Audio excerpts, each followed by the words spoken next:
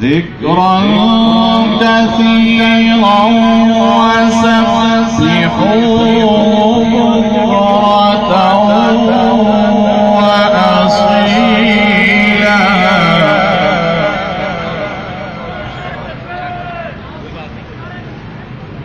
هو الذي يصلي عليكم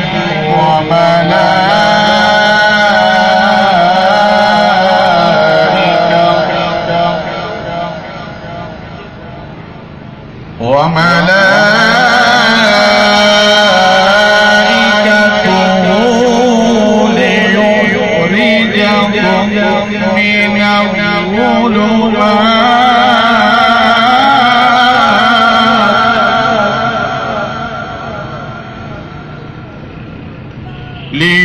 ليخرجكم من الظلمات إلى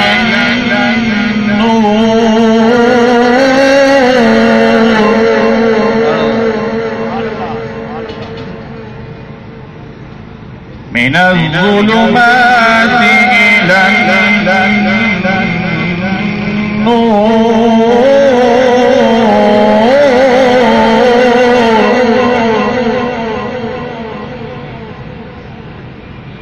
من الظلمات إلى النور وكان بالمؤمنين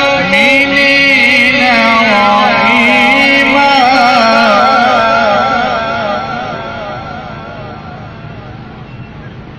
من الظلمات إلى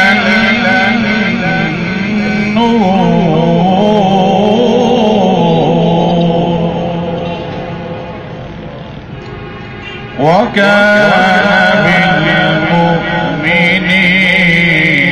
رحيما. صدق الله.